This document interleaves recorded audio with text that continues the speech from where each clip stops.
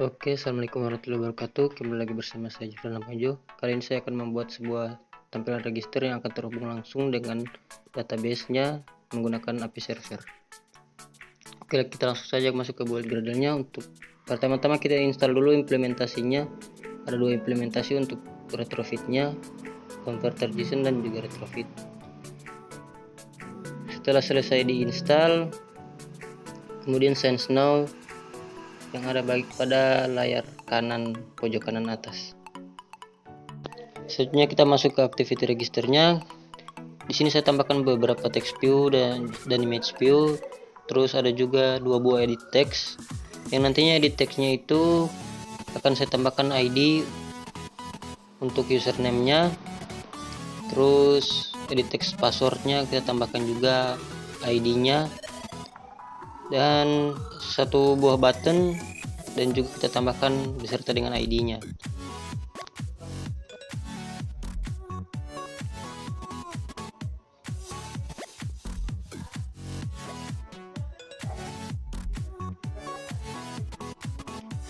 Setelah selesai kita tambahkan, kita masuk ke Java-nya, yaitu registrasi Java. Pertama kita private dulu edit text yang sudah kita buat tadi beserta ID yang sudah kita buat atau yang sudah kita tambahkan pada edit text-nya.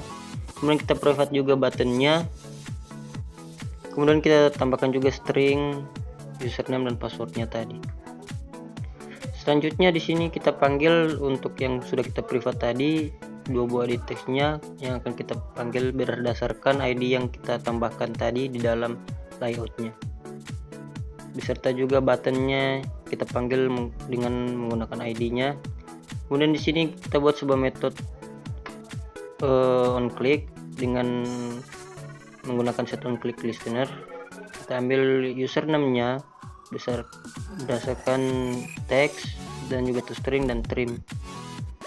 Fungsi trim di sini agar isinya itu form inputnya harus diisi, jadi tidak bisa kosong. Terus ini saya tambahkan juga percabangan atau kondisi if else yang nantinya akan mendeteksi apabila from inputnya itu kosong, maka akan keluar pesan error username-nya tidak bisa kosong. Terus untuk else-nya juga sini saya tambahkan sama seperti passwordnya juga saya tambahkan sama seperti usernya juga tadi. Jika kosong dia maka akan keluar pesan errornya. Setelah itu kita buat satu file kelas Java, kelas untuk service-nya atau untuk koneksi servernya dari REST API-nya kita. Di sini kita import terlebih dahulu retrofit yang sudah kita install tadi, yang sudah kita install di dalam Gradle build-nya. Kita buatkan sebuah kelas service dengan public static string link API-nya kita tempelkan di dalam situ untuk link REST API-nya kita. Terus ada juga di sini untuk public static retrofit koneksi servernya. Dan juga ini ada codingannya agar koneksinya bisa terhubung langsung dengan aplikasi kita. Selanjutnya kita masuk ke kelas interface-nya. Kita buat sebuah kelas interface. Nah, gunanya kelas interface ini agar kita bisa memanggil tabel yang ada di database kita berdasarkan dengan username dan password yang sudah kita buat tadi. Jadi untuk interface ini dia yang berhubungan dengan post, get, update, dan delete. All day and all night we'd stay up, it felt so right. We were so. Setelah itu, setelah selesai menambahkan kelas interface-nya, kita buat sebuah kelas response. Di kelas response ini kita akan memanggil status dan message dari REST API yang sudah kita buat tadi.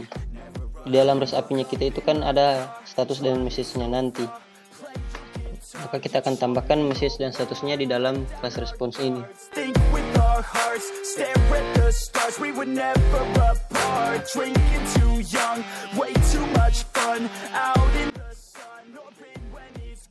Terus kita kembali lagi ke activity registernya atau Java dari registernya. Kita buat sebuah void access register.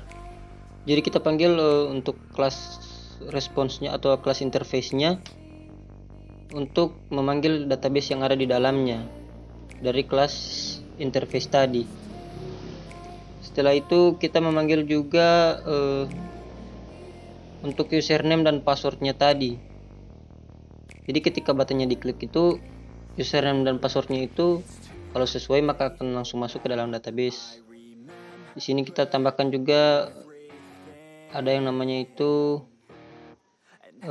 on response. Jadi ketika buttonnya diklik kemudian responnya jalan, maka akan kita kirim string message ke dalam tuas nanti. Jadi message-nya itu message yang sudah kita buat di dalam REST API kita. Jika dia berhasil masuk ke dalam database, maka akan keluar message success di dalam tuas kita nanti.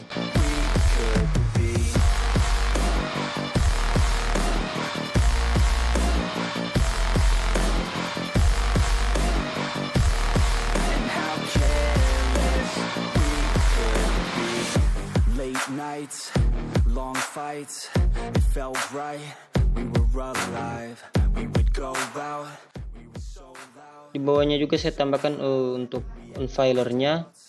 Jadi jika datanya tidak masuk, maka akan keluar TOS, yaitu server bermasalah. Sebelum kita running aplikasinya, kita perlu tambahkan dulu use permission. Karena jika kita menggunakan REST API, maka kita harus terkoneksi dulu dengan internet. Jika tidak terkoneksi dengan internet, maka tidak akan bisa kita running aplikasinya.